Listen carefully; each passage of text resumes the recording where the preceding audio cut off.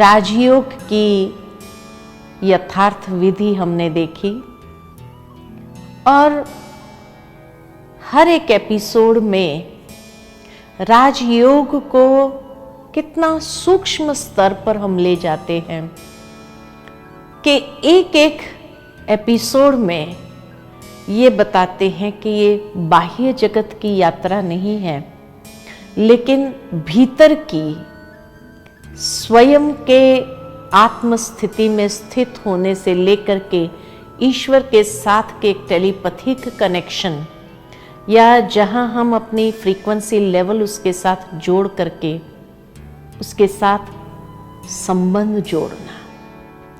तो आज के इस सत्र के अंदर हम ये बात देखेंगे कि ईश्वर के साथ यथार्थ संबंध हम कितने जोड़ सकते हैं। भक्ति में हमेशा हमने एक प्रार्थना गाई है, त्वमेव माताश्च पिता त्वमेव, त्वमेव बंधुश्च सखा त्वमेव, त्वमेव विद्या द्रविणं त्वमेव, त्वमेव सर्वं मम देव देव। के सर्व संबंध हम उस परमेश्वर के साथ जोड़ सकते हैं। खाली माता पिता शिक्षक के रूप में नहीं, लेकिन हर प्रकार के संबंध हम ईश्वर के साथ बहुत सहजता से जोड़ सकते हैं और उसका अनुभव कर सकते हैं, उसके साथ का एहसास कर सकते हैं। यही राजयोग है कि जहां चलते फिरते उठते बैठते हम ईश्वर के साथ का अनुभव हर वक्त करते रहे। तो मनुष्य जीवन के अंदर मनुष्य के अति निकट के कितने संबंध हैं? देखा जाता कि हर मनुष्य के अति निकट के 6 संबंध हैं। सबसे पहला संबंध माता पिता और बच्चे का संबंध। दूसरा संबंध है कि जैसे ही बच्चा बड़ा हुआ, स्कूल जाने लगा, तो टीचर और स्टूडेंट का संबंध। तीसरा संबंध है कि जैसे जैसे वो आगे बढ़ता जाता है, गुरु करता है, तो गुरु और शिष्य का संबंध। ये 3 संबंध ऐसे हैं जहां से हम सिर्फ प्राप्त करते हैं। जिन तीनों का ऋण चुकाना बहुत कठिन है, या जितना भी हम करें कम ही है। न माता पिता का ऋण चुका सकते हैं, न टीचर का ऋण चुका सकते हैं, न गुरु का ऋण चुका सकते हैं।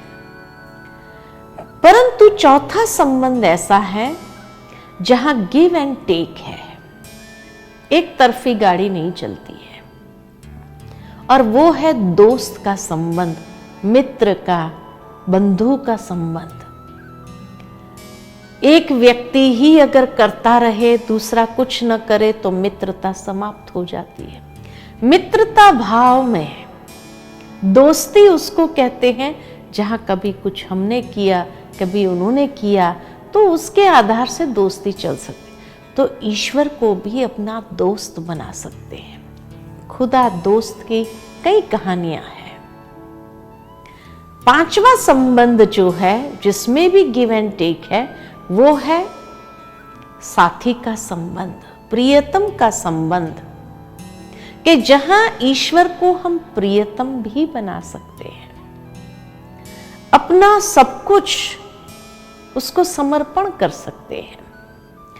और छठा संबंध है जिसमें देना ही देना है, लेने की भावना, अपेक्षा नहीं रखी जाती है। उसमें है जहां खुद माता पिता है और आपके बच्चे हैं। पहले संबंध में खुद बच्चे हैं, आपके माता पिता हैं जिनसे लेते जाते हैं, और छठे संबंध में जहां खुद माता पिता हो जाते हैं और आपके बच्चे होते हैं। तो ईश्वर के साथ ये 6 संबंध हम सहजता से जोड़ सकते हैं।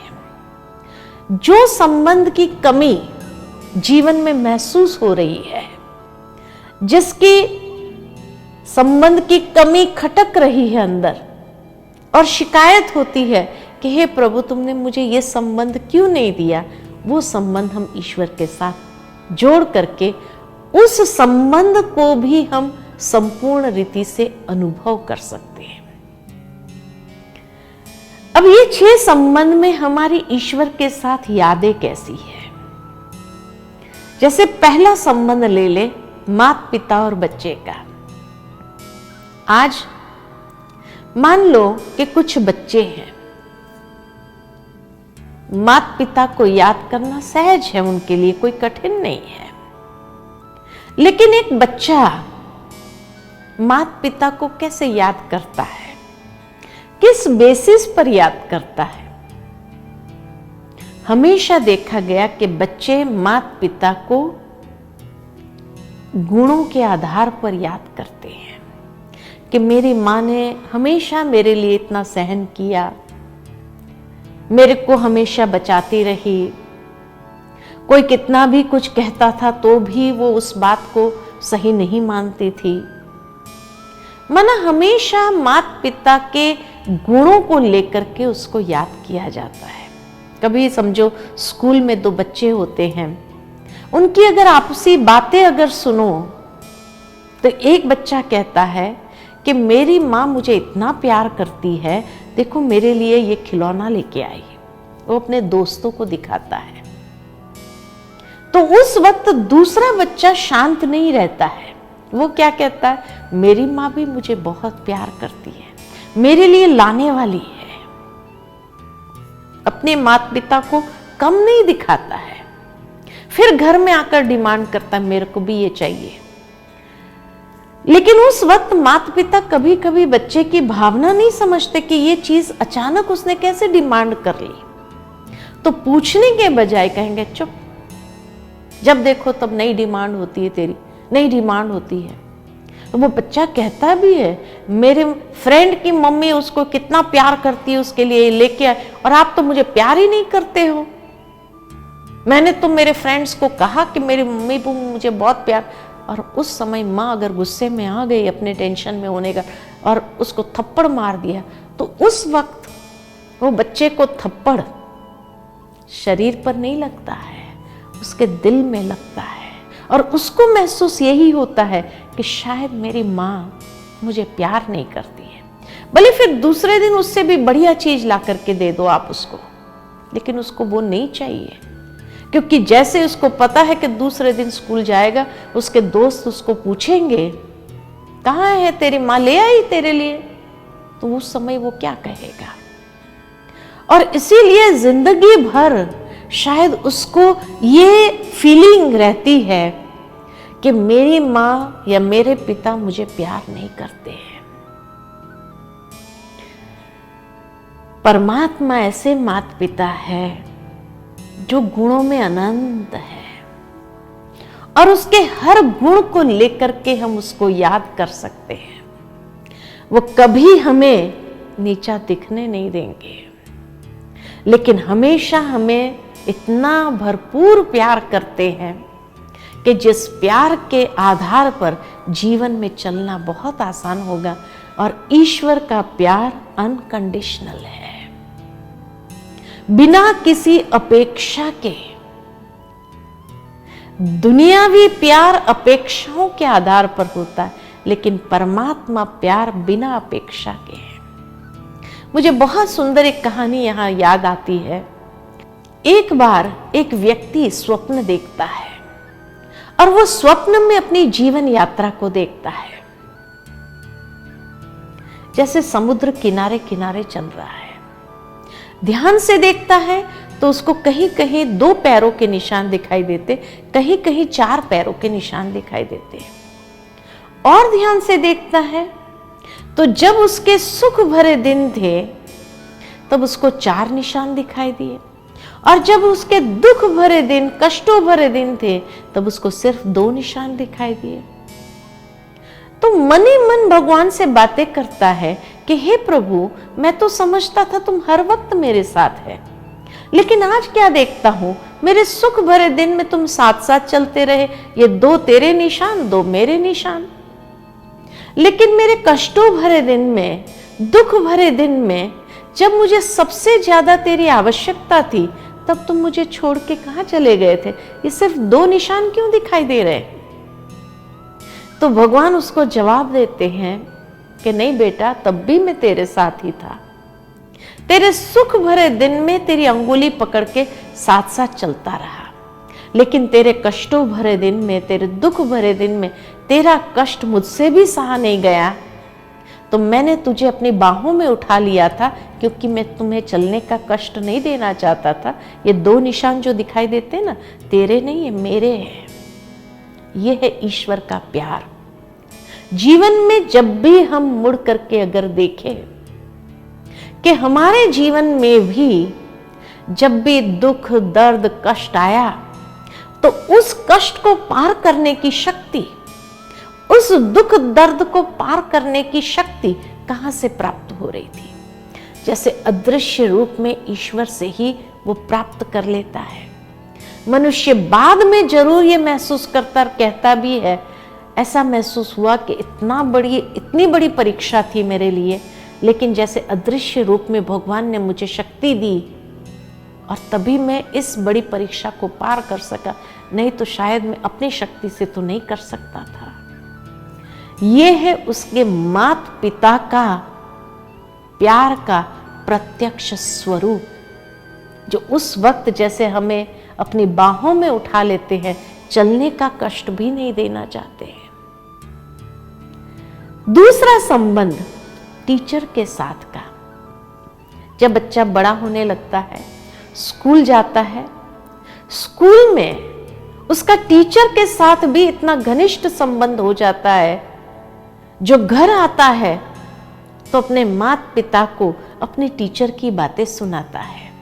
आज मेरे टीचर ने ऐसा किया, मेरे टीचर ने ये कहा, मेरे टीचर ऐसा कहते हैं, मैं अपने टीचर का फेवरेट स्टूडेंट हूं, वगैरह वगैरह। और कभी कभी माता पिता को टीचर की बात में कोई इंटरेस्ट नहीं होता है और वो उसको कहते हैं, बंद कर, ये सारा दिन टीचर की बातें लेकर के बैठता है, स्कूल की बातें लेकर के बैठता है, दूसरी कोई बातें करो। लेकिन उस बच्चे का टीचर से ऐसा प्यार है जो उसको लगता है कि मेरे माता पिता मेरे टीचर के लिए क्यों ऐसा कहते हैं कि उसकी बातें नहीं करूं मैं, तो धीरे धीरे उसका महत्व भी कम होने लगता है। और जिसका अगर टीचर के प्रति ही महत्व कम हो गया, वो बच्चा कभी पढ़ाई में आगे नहीं बढ़ सकता है। जिसका टीचर से प्यार होगा तो पढ़ाई में भी रुचि बनी रहेगी और वो जीवन में आगे बढ़ेगा। ठीक इसी तरह परमात्मा भी हमारा परम शिक्षक है और जीवन के विषय में वो हमें शिक्षा देते हैं प्रैक्टिकल परिस्थितियों के द्वारा। आप देखो, जीवन में जब भी कोई परीक्षा आती है, जब भी कोई परिस्थिति, समस्या आती है,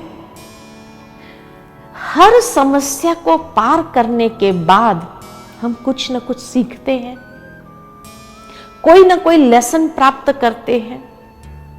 तो ये परमात्मा परम शिक्षक बन करके जीवन में हमें अनुभवी बनाता है और अनुभवी बनाने के लिए वो प्रैक्टिकल परीक्षा को पार करते हैं, तब हम अनुभवी बनते हैं। क्योंकि हो सकता है जीवन में उससे भी बड़ी कठिनाई आगे आने वाली है, तो उसके लिए ये परम शिक्षक हमें प्रिपेयर करता है कि बड़े से बड़ी परीक्षा भी अगर आ जाए उसके बाद, तो हमारे अंदर इतनी शक्ति और क्षमता होती है जो पार करना आसान हो जाता है। जैसे एक शिष्य गुरु के सामने जब जाता है तो उसकी भावनाएं क्या होती है?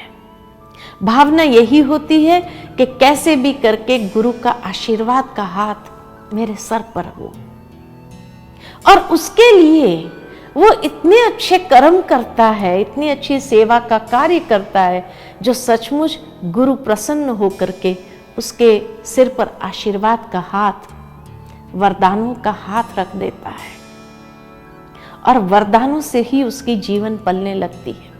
ठीक इसी तरह परमात्मा परम सतगुरु है, तो उस परम सतगुरु के वरदानों को अनुभव करना हो तो जीवन के अंदर भी हम ऐसी सेवा भावना को अपनाएं जो हमसे मिले, ऐसी सेवा करें हम प्रैक्टिकल दुनिया के अंदर कि वो सेवा करने से महसूस होगा हर घड़ी कि जैसे भगवान का भी वरदानों का हाथ मेरे सिर पर है।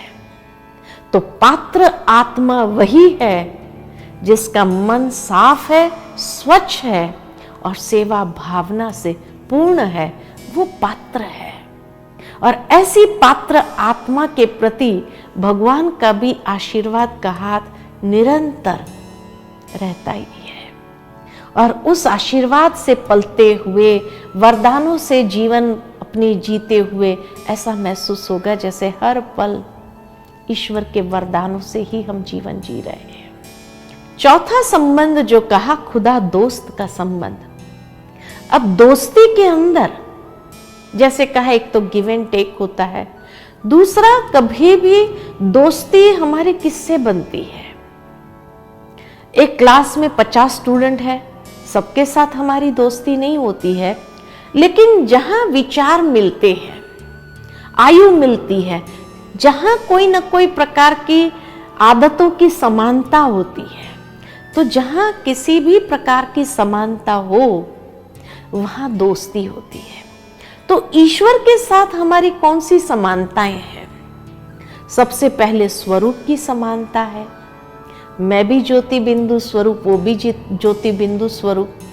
दूसरी समानता है गुणों की समानता।